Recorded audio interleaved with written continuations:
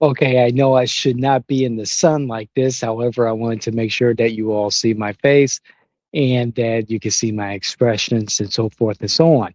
So, two things. First thing is, in full transparency, yes, our teams worked with the Roger Chapin campaign.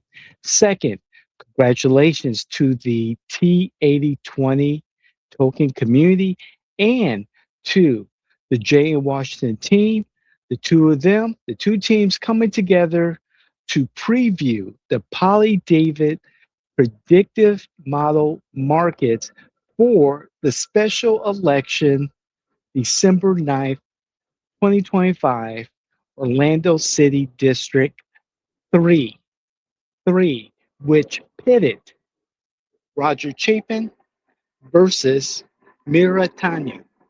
And so in that election, we found that Roger Chapin is now the commissioner elect by 200 votes.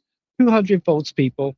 And again, congratulations to T8020 and to J&W for predicting not only that turnout was over 20%, 22.88 to be exact, so 23%, which is nearly unheard of for an Orlando City election, let alone a special election runoff in December. So kudos to the voting public. Also, we predicted that Roger Chapin would win with a percentage of 50.1% to Mira's 49.9. He actually won 51.32, if I remember correctly, to approximately 48% for Mira. So the lessons learned in this particular campaign, it's all local. Votes are local. The ground game is important.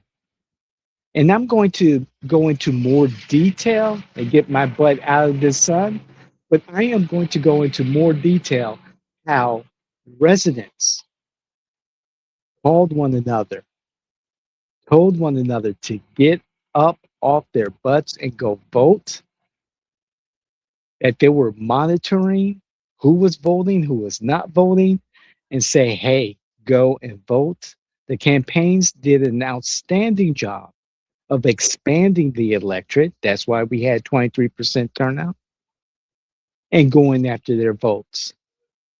Of course, you're going to have winners, the Chapin campaign, and you're going to have losers, the Tanya campaign. Granted, congratulations to Mira for running a good campaign for a person who is a relative political unknown. Good job. However, the biggest loser in this particular election, I have to hand it to Madam Mayor and Eskamani and her machine, to all the Democrats, from the electeds to the advocates to the activists. This was not a good night for them. There are some lessons learned. I'm still learning them. It's Thursday, the 11th, 2 days after the election. I'm letting the dust settle. There's still a lot more dust to settle. However, I'm not reacting to what I was monitoring. And it was relatively simple for me to monitor this particular special election because of the resources that we have here at Jay Washington and door to door, our proximity to the candidates, to their campaigns, and to the residents, more importantly, the voters, more importantly. Amazing, amazing what some of these voters did to get the word out, to let their fellow neighbors, friends, and family who live here in District 3. And yes, I live in District 3. So I'm getting all the literature, all the text messages, all the door knocks, all the phone calls. I even received a mailer the day after the election, the election from Mira's campaign. So I'm collecting all this evidence, all these resources, all this knowledge about how Anna Eskamani, Madam Mayor, will run for a campaign in 2027. But even more importantly, those campaigns who are aligned with the new Democratic Party in Anna Eskamani for 2026, those who are allies of I'm sorry, I get so excited here, Anna Eskamani and her machine.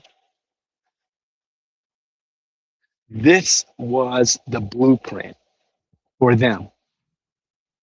And many of these candidates who are aligned with Anna Eskamani and her machine are similar type of candidates or type of candidate that Mira Tanya was.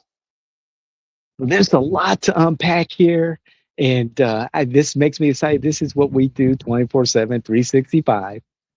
So you'll get more of a in depth, deeper dive into this particular election on Ground Zero, Florida. But this is my opinion. We saw a political machine at work, and it took a certain demographic, District 3 citizens, voters, to realize how important this election, this race is or was to them.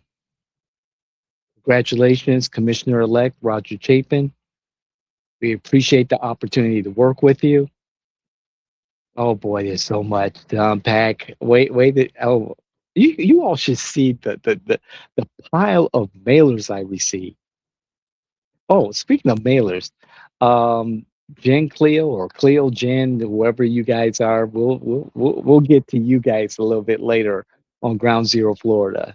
Y'all spent a lot of money. Anna, you spent a lot of money, Madam Mayor. And man, there's just a lot to unpack. So I don't want to get too excited or get too involved.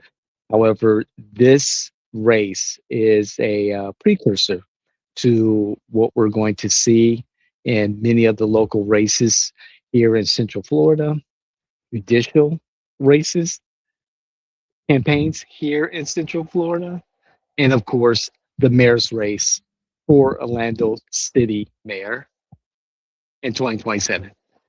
I'm David Washington. Thank you for tuning in. I know some of you have asked my opinion. I've given it privately, and hopefully you take this information and the information that I provided earlier and act upon it and galvanize yourselves early so that you're not scrambling later. Okay? So, on that note, God bless. I love you. Thank you so much. This is the David Washington Show. I'm glad to be back. If there are individuals that you know, family, friends, influencers, electeds, candidates that you believe can benefit from our resources, our network, our tools, let them know about it. Share this with them. Talk to them about Poly David, our prediction model markets. Yes. Check it out in our blog on the Jay Washington website, the blog. We got to give that thing a name. But anyway, God bless. I love you. We'll see you the next time. Tune in the next time.